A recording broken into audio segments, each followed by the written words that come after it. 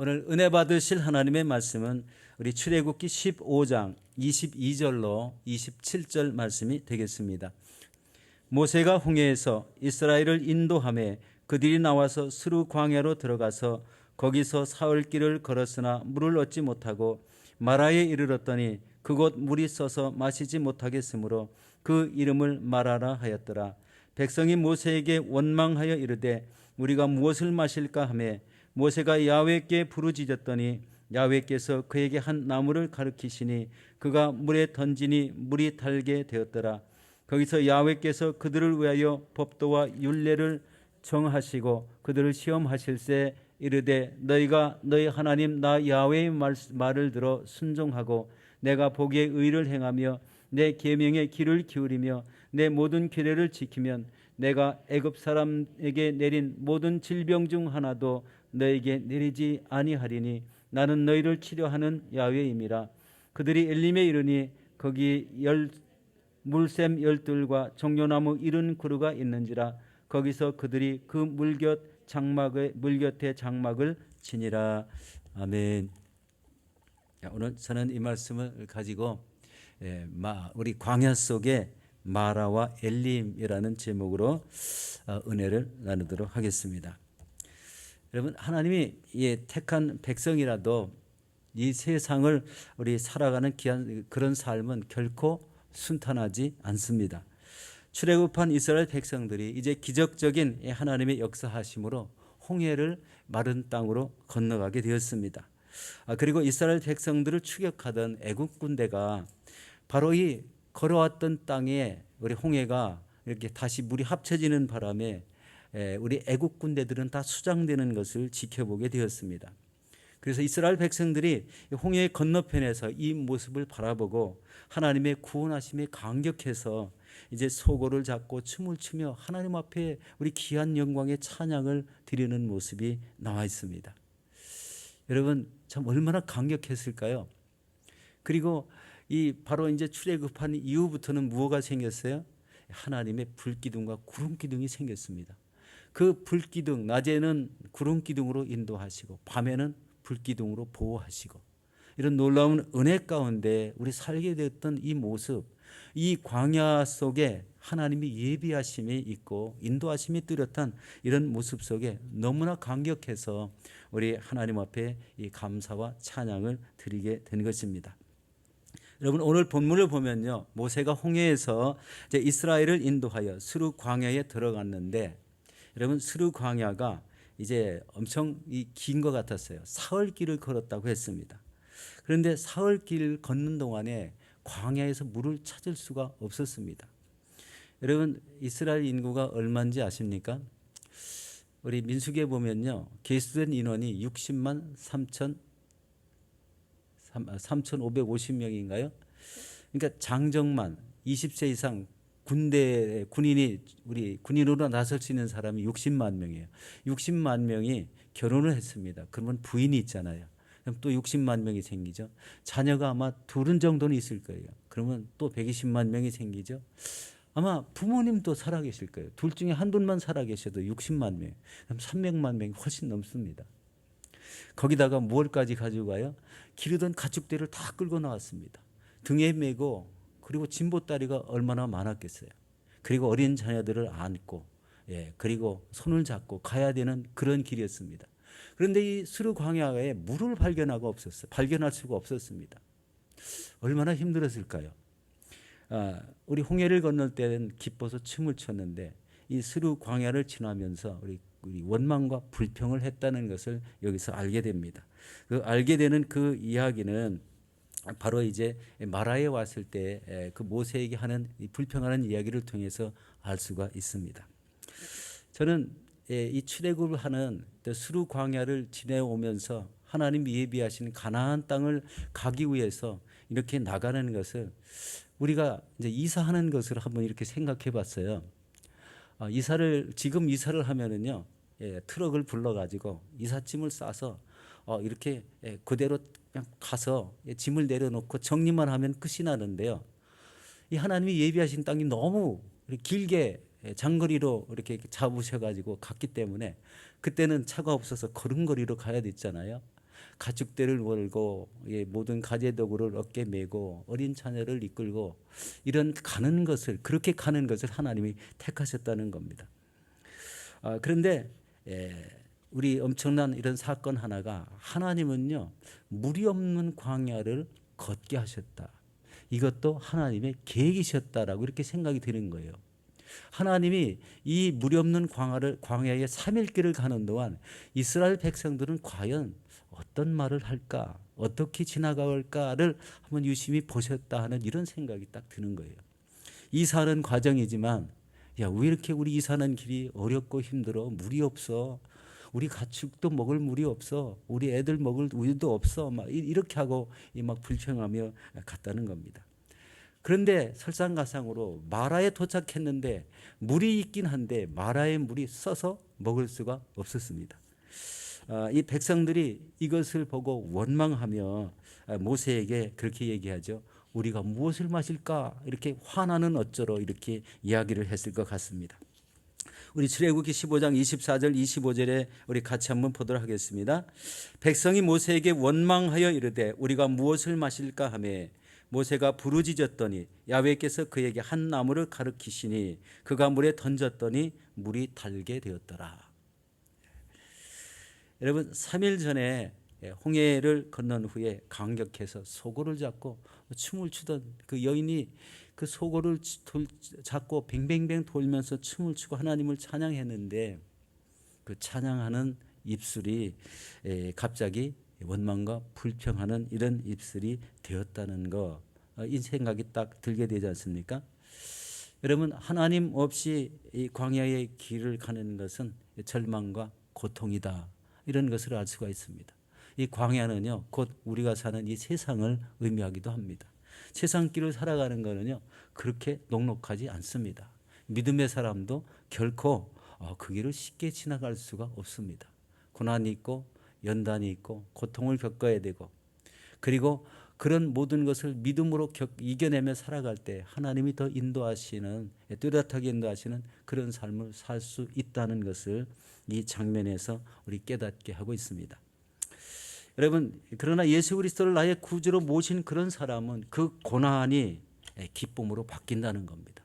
C.S. 루이스라는 분이 이렇게 말했습니다. 고난에 대해서 말씀하는데 평안할 때 인생은 하나님께서 양심을 통해 속삭이는 소리를 잘 듣지 못한다라고 했습니다. 여러분 인정하십니까? 고난하고 평안할 때는 하나님이 주시는 이 마음의 깨달음이나 음성을 캐치하지 못한다는 거예요. 그런데 그렇기 때문에 하나님께서는 고난을 주신다는 거예요. 삶 속에. 왜? 하나님 앞에 나와서 부르짖으라고. 이렇게 고난을 주실 때 그 고난은 인간의 잠든 감각을 깨우치는 하나님의 큰 목소리시다라고 이렇게 얘기했어요. 그러니까 고난을 통해서 하나님의 음성이 들리고 하나님을 붙잡게 되고 그것을 통해서 인생의 길이 우리 세상 사람과는 다른 길을 가게 되는 이런 복의 길로 들어서는 그런 역사를 이루신다는 것입니다. 여러분 우리가 광야길 같은 이런 세상에서 크고 작은 고난을 당하지만 고난을 이길 수 있는 길은 바로 예수를 믿고 주님의 음성을 듣는 삶을 살아야 됩니다.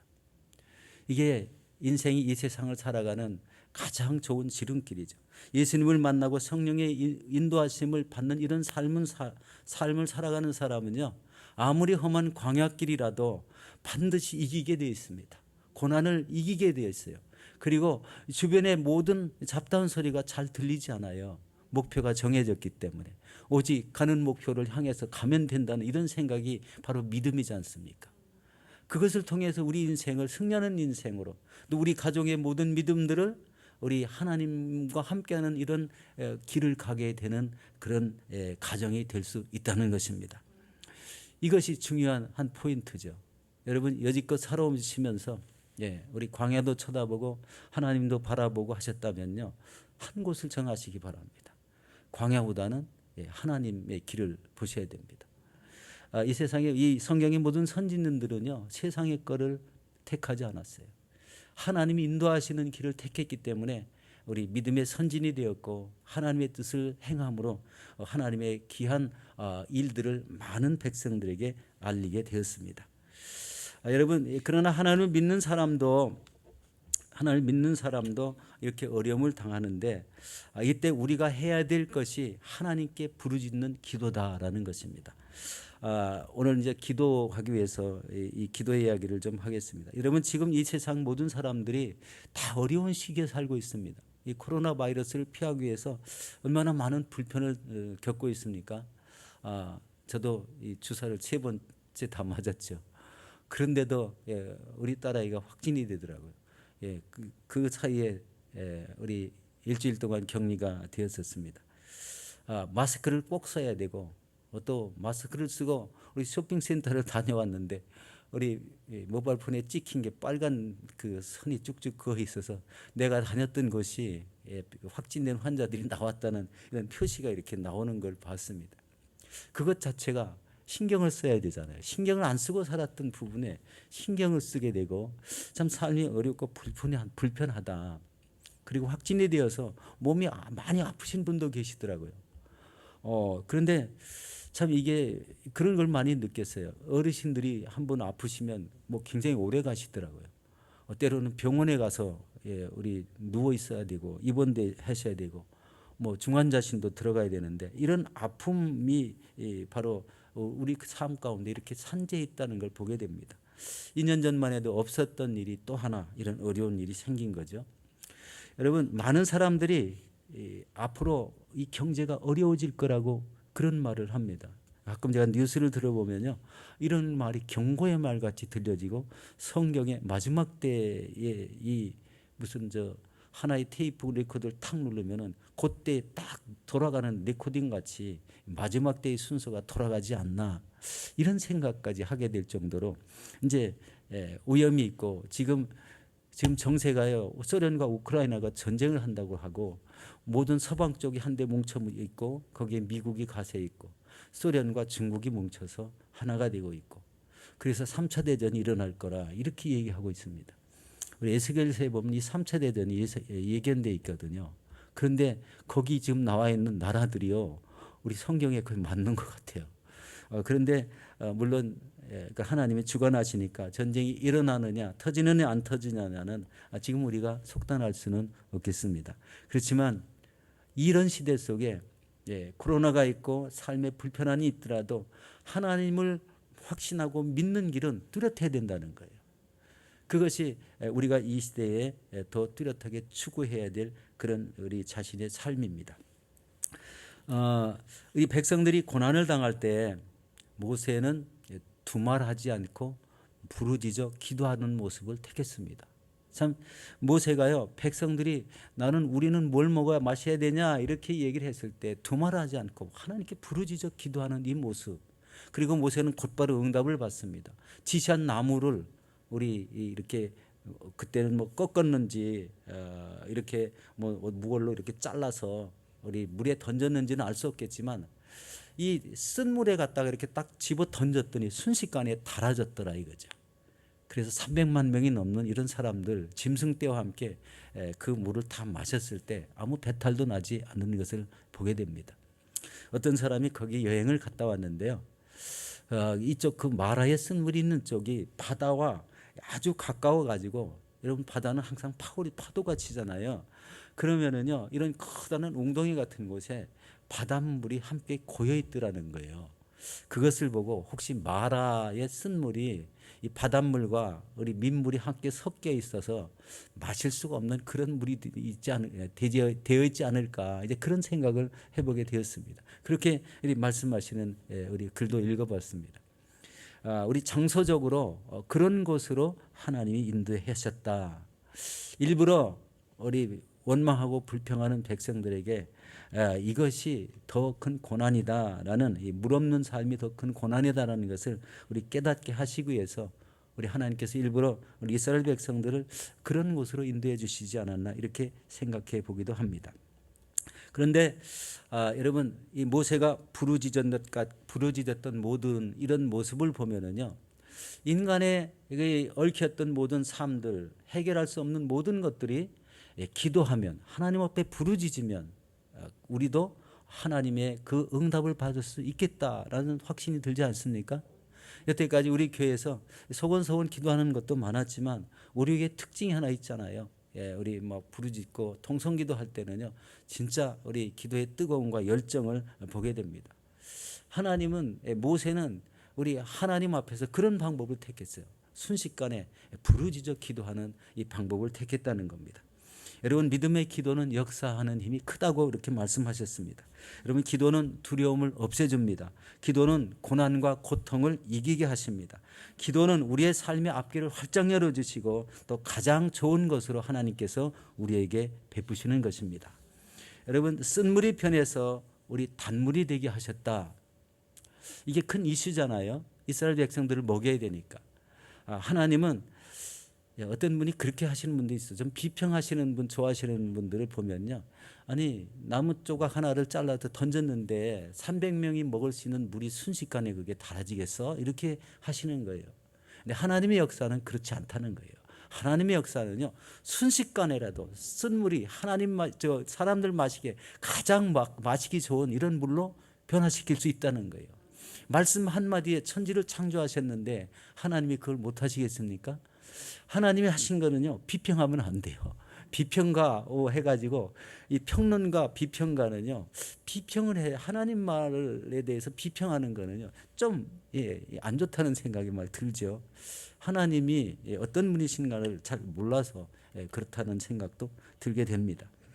오늘 이 저녁에도 여러분, 이 쓴 물에 이 쓰디쓴 인생의 고통이 단물로 변화되는 역사가 일어나기를 바라겠습니다. 우리가 지금 코비드19를 겪고 있고 우리 교회 비전이요, 2022년도에 우리 5가지 비전이 제시되어 있습니다. 늘 환원 명단을 부르면서 이 자리에 기도를 했어요. 그리고 이제 올해는 교회 목표가 9가지 이렇게 축소되어 있습니다. 매주 금요일마다 그 내용을 부르짖고 이제 개인 기도를 하는데, 이런 기도 속에 우리 모세가 부르짖어서 역사했던 것 같이 하나님의 놀라운 응답이 일어나기를 우리 예수 이름으로 축원합니다. 여러분, 이 잘 알려진 대로 이 예수님이, 하나님이 모세의 기도 속에 지시하셨던 그 한 나무가 우리가 생각할 수 있는 바로 예수 그리스도의 십자가 나무였다고 이렇게 생각이 됩니다. 여러분, 십자가의 고난을 통해서 모든 인간의 죄악들이 다 해결됩니다. 그분의 그 십자가를 통해서 이 더럽고 추악했던 인간의 마음들이 또 이 안 속에 흐르는 피까지도 우리 깨끗이 정화된다는 사실을 믿으시기 바랍니다. 인간의 삶에 어그러졌던 모든 것들도 십자가를 통해서 다 곧게 펴진다는 것을 믿으시기 바랍니다. 우리 이사야서 53장 5절과 6절에 이렇게 말씀하십니다. 함께 보겠습니다. 그가 찔림은 우리 허물 때문이요 그가 상함은 우리의 죄악 때문이라.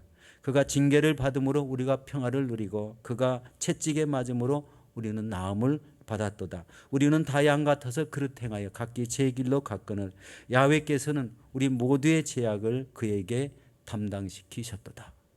우리 모두의 죄악을 그에게 담당시키셨도다.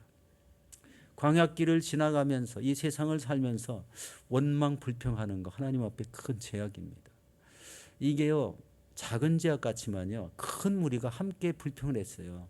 스루라는 광야를 지나면서 이리 300만 명이 되는 이런 사람들이 왜 하나님은 이런 길을 택해서 여기를 걷게 하셨을까, 이런 말을 많이 불평을 했다는 겁니다.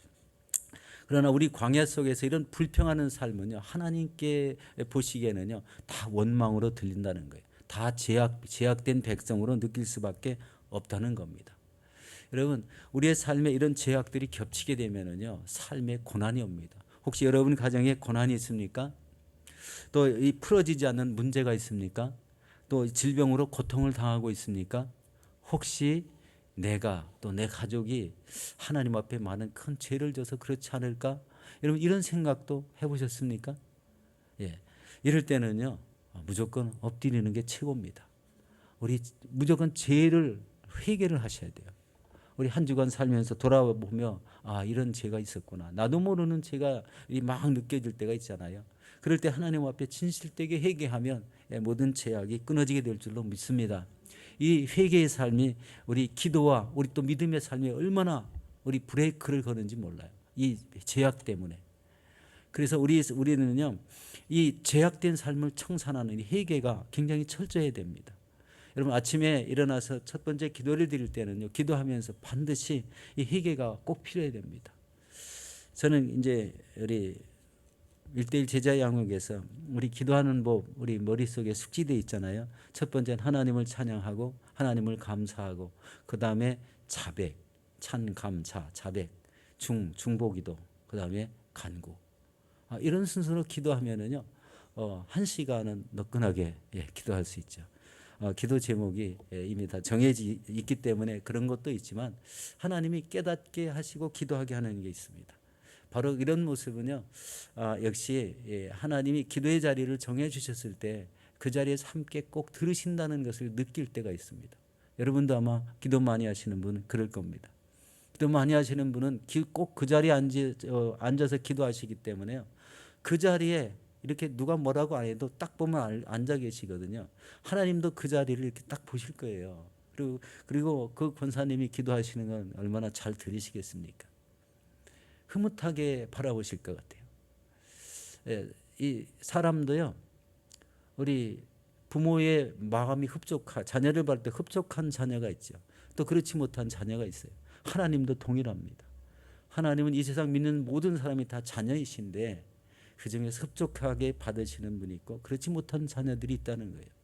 하나님의 말씀을 순종하고 뜻을 따르려고 애를 쓰는 것, 한번 넘어졌어도 다시 일어나서 또 다시 하나님의 뜻을 따르려고 애를 쓰는 삶, 그것이 바로 하나님이 기쁘게 여기시는 그런 삶이라고 확신합니다.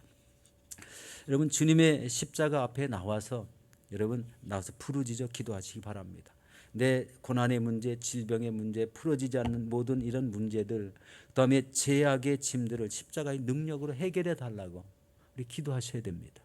기도하면 반드시 모든 문제들이 풀어지고 하나님이 함께 하시는 그런 은혜의 역사가 우리 충만하게 이루어질 줄로 믿습니다. 하나님은 이때 이스라엘에게 율례와 법도를 선포하고 계십니다. 우리 25절 하반절에서 우리 26절까지 우리 스크린을 보시고 같이 우리 합독하도록 하겠습니다. 하반절입니다. 거기서 야훼께서 그들을 위하여 법도와 율례를 정하시고 그들을 시험하실세.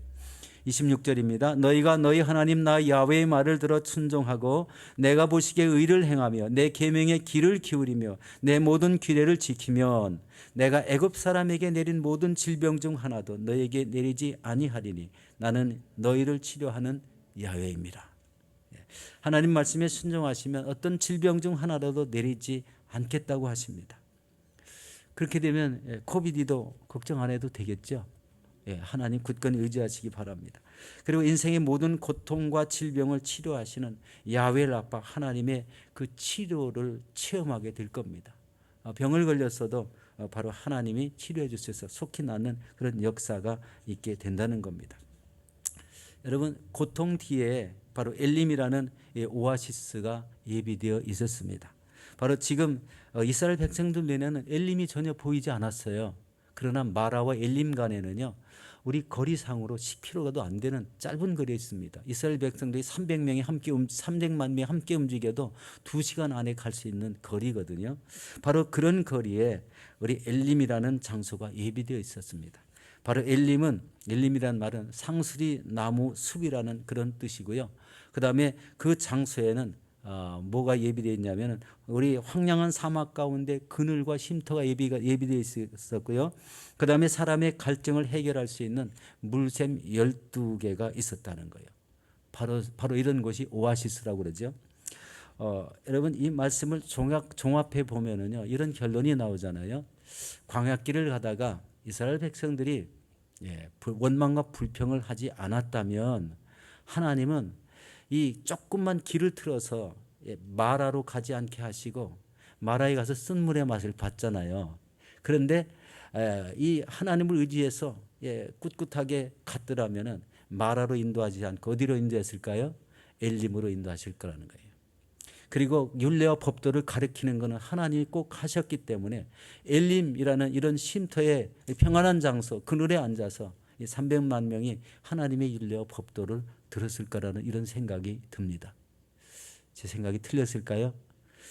이 하나님은요, 원망과 불평하는 이런 사람을 꼭 구분하기 위해서, 가르치기 위해서, 교훈하기 위해서, 깨닫기 위해서 그렇게 하신다는 거예요. 여러분 27절을 함께 우리 봉독하고 우리 정리하도록 하겠습니다. 같이 보겠습니다. 그들이 엘림에 이르니 거기에 물샘 열들과 종려나무 이른 그루가 있는지라 거기서 그들이 그 물 곁에 장막을 치니라. 예. 우리 고달픈 그런 광야의 길을 걸어가야 할 이런 이스라엘 백성들에게 하나님은 최고의 안식처를 예비해 두고 계셨더라. 3일간 물이 없는 곳을 일부러 인도를 하셔서 이 장소에서 꼭 쉬게 하시겠다는 하나님의 예비하심이 있었다는 것을 보게 됩니다. 우리 사랑하는 성도 여러분, 하나님 앞에 우리 부르짖는 모세의 기도처럼 오늘도 여러분 하나님 앞에 부르짖는 기도를 하시기 바라겠습니다. 하나님은 우리의 아픈 마음을 다 아십니다. 우리가 가지고 기도하는 기도의 제목도 다 아십니다. 가족의 자녀들의 상태도 다 아십니다. 우리 인감이 얼마인지도 다 아세요. 그리고 우리 자녀들과 우리 하나님의 자녀들 백성의 믿음의 상태도 다 아십니다. 이럴 때 하나님 의지하는 삶이 꼭 필요하고요. 이 어려운 시기 또 경제적으로 어려움이 있을 거라고 예견하는 이런 시기 속에 우리가 해야 되는 것은 반드시 하나님이 함께하는 삶을 살아야 된다.